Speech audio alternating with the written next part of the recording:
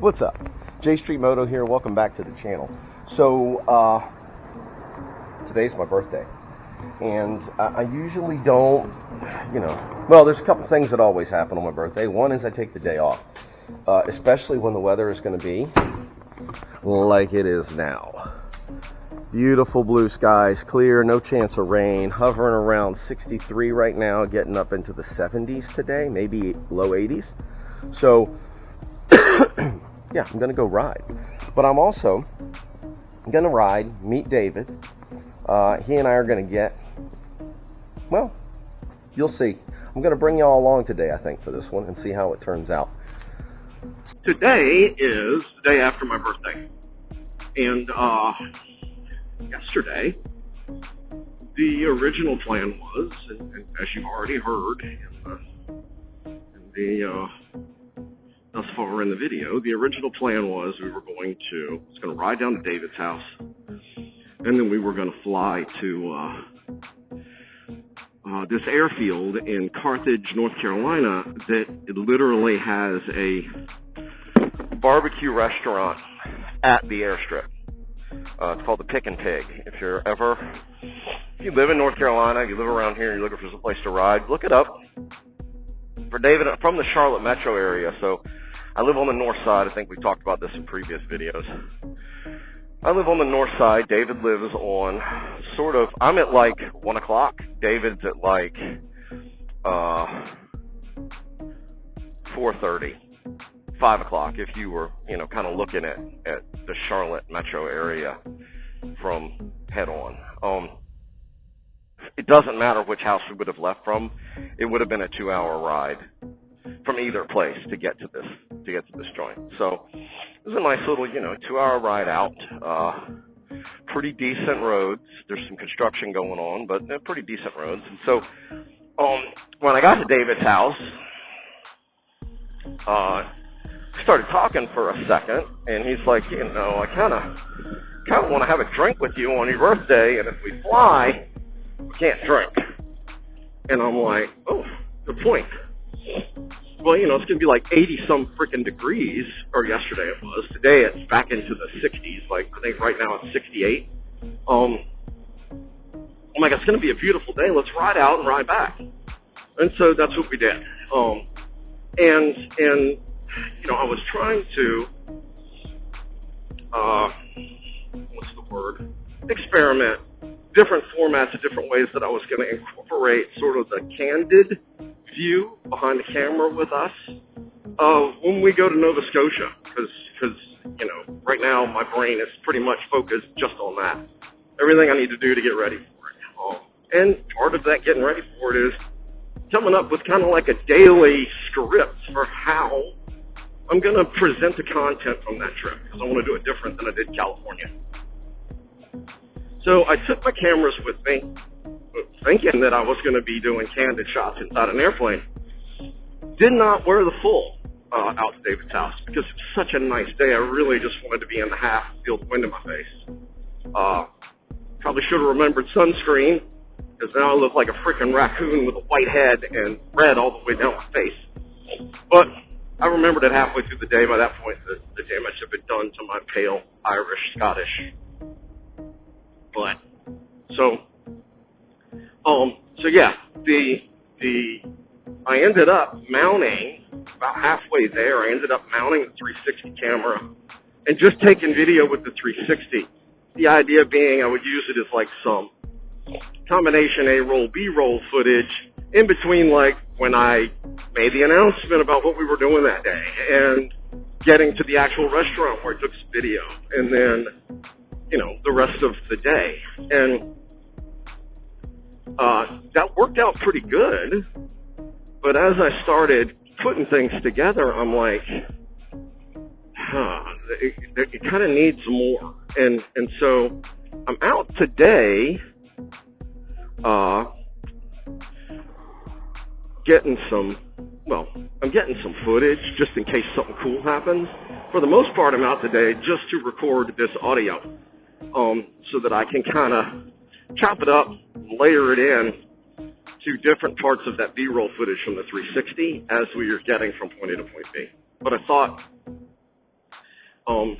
it's a nice day again, and technically it's my birthday weekend, so I might as well go out for another ride. I've got something I got to do tonight, so I can't be gone that long. I'm like, well, if I go out, I can record the voiceover out there. It might come across better. I don't know. We'll see. So yeah, the Pik-n-Pig is where we ended up going to eat.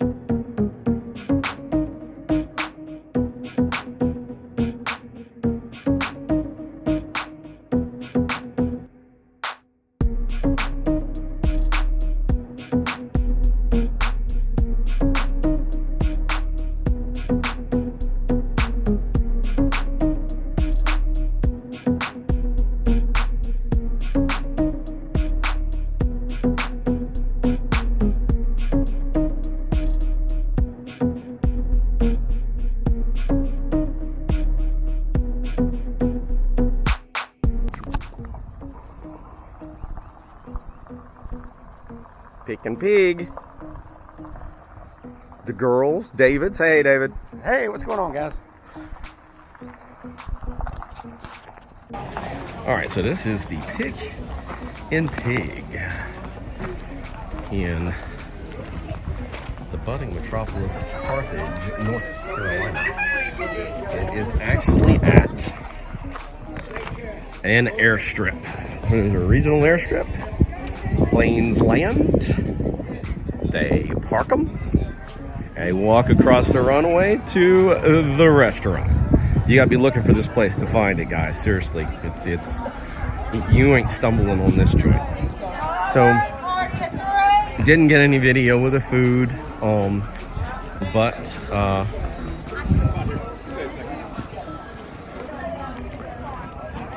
didn't get any of the food, didn't get any pictures or video of the food, but I had their combo platter with pulled pork and brisket. I give the pulled pork 6.5, 7 on a scale of 1 to 10. The brisket, 3. It's sorry if you guys are watching this and you work there, I apologize, but your brisket's not that good. So yeah, David and I rode out here. We were originally gonna fly here, but when I got to David's house, it's like, man, it's such a nice day. Do we really want to fly, or do we just want to climb on the bikes and ride 2 hours to get there? This place is about 2 hours from David's house. So that's what we did. We rode here, took the bikes here. You can see it. I'll flip it around again. Well, you aren't gonna be able to see it. There's a shitload of motorcycles over there, and here's a old World War II plane. David and I just left the Pik-n-Pig in the airstrip there in Carthage, North Carolina, and decided to start making our way back to Charlotte Metro, because I do have to go out to dinner tonight with my family. They wanted to take me out for my birthday, so I was going to be going out to dinner, or I'm going out to dinner. after I finish all this riding today. So, on the way back, we're going to hit some ABC stores, because whenever we're in an area or part of the state, for those of you that don't live, depending on where you live, your rules about alcohol and where you can buy it and, you know, how you purchase it and all that stuff are different, or may be different, than what we have here.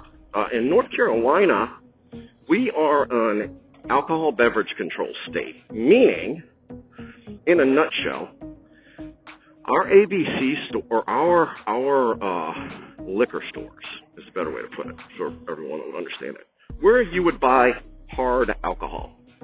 So anything stronger than beer or wine, basically. You have to buy it at this store. And the stores are run by a state agency and overseen by the state government of North Carolina. They've got a whole, like, commission that deals with it.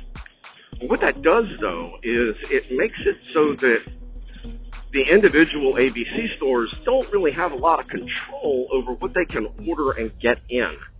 They have to order it from the main warehouse, and the main warehouse has certain things that it allocates, meaning it doesn't give everybody an equal shot at getting it.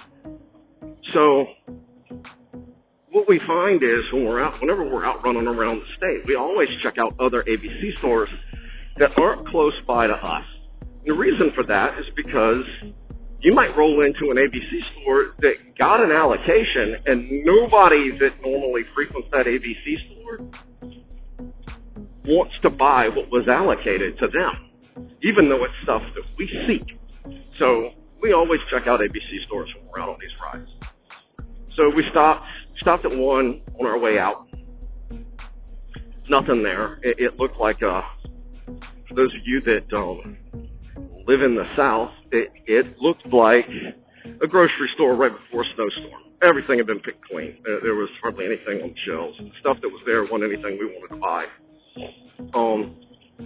So we left there, and while we were there, we talked about it, and we were like, let's find some place to grab a drink, because the Pik-n-Pig is a very traditional Southern barbecue joint, meaning it's family owned, and what you're going to get there is soda, sweet tea, and water. Maybe lemonade if they have it, but you aren't getting any alcohol in that place. So we stopped at a gas station because David needed to clean off his goggles because he caught a bug right in the eye. And I went in and asked the gas station, I'm like, where is a good place for us to, stop, grab a quick drink while we're riding back to Charlotte? And they recommended a place. I looked it up so we could find the directions, and it wasn't going to open for another couple of hours. So we searched around it and found this place called 5 Point Public House, or the 5 Point Public House. It's in Albemarle, North Carolina. And turns out it wasn't the first time David and I had been there. We had been there before with the father of a good friend of mine. We had met up with him. Might have been either my birthday or his birthday. I think it was more likely his birthday. David and I rode out, met him at his house, and then all three of us rode our motorcycles out to this place, ate lunch, and then we all kind of went our separate ways. So when we were walking in, I'm like, man, this place feels familiar. I think we've been here before. And sure enough, we had been there before. But the last time we were in there, which was about, if I had to guess, 2-3 years ago, they did not have the kind of whiskey selection that they've got now. And so we're in there, we're like, holy look at, and I'll put a video, there's a video that's going to be coming up later of what that whiskey selection looked like. I might drop it in right now and then start talking about something else after we're done, or continue the story after I've dropped it in. So I'm going to drop it in right now and keep talking. Heavy Hills. Which one? Heavy Hills. Oh, yeah. So we're at this hole-in-the-wall bar. And where are we at? This Albemarle? Yep. And we just happened to stumble upon this place because, you know, it's my birthday and we wanted a drink. We walk in here, they got Blanton's Buffalo Trace, Heaven Hill, Stag Jr., E.H. Taylor, Eagle Rare. I mean, this is Elijah Craig, barrel proof. This is insane. We usually don't see this kind of stuff, so this was a hidden find. So we had never, I mean, this place was, for it being in like this little, Albemarle's not the biggest town. If I had to guess, it's maybe about the size of,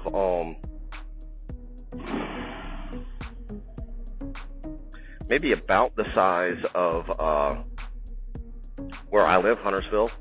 Probably a little smaller than that, if I had to guess. Albemarle might be. But it's a cute little town.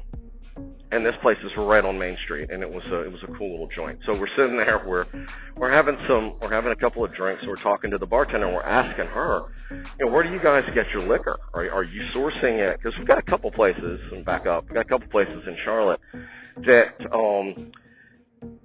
source their alcohol elsewhere, and these are restaurants primarily. They source their alcohol elsewhere, and then when it comes in, they sell it to the ABC store, or to the ABC Commission. They sell it to them and turn around and buy it right back for what they sold it to them for. You know, so they sell it to them for what the ABC Council says the recommended retail price should be. So they, or the recommended price they should pay for it would be. So they sell it to them for that price and then buy it back for that price, just so that they can pay the taxes and get the tax stamp on the bottle so that it's legal for them to have it in a bar or restaurant and sell it. So we were asking her, you know, how do you guys source your liquor? And she's like, oh, we get it from the ABC store that is just down the road. And David and I kind of look at each other because on our way to this place, I was so focused on finding the joint that I completely missed that we rode right by ABC store. So I was like, okay, well, we rode by the ABC. David pointed it out at a stoplight. He's like, dude, we blew by an ABC store. I was trying to get you to stop. And I'm like, turns out that's the ABC store these people get their liquor from. So after a couple of drinks, after talking to the bartender and hanging out for a little while, we decided we were going to backtrack, go to that liquor store just to see what they have, is a good way to put it. So we did that, and then and found some pretty, I mean, they had probably one of the best selections I've seen in North Carolina in terms of variety and stuff that normally is kind of hard to find.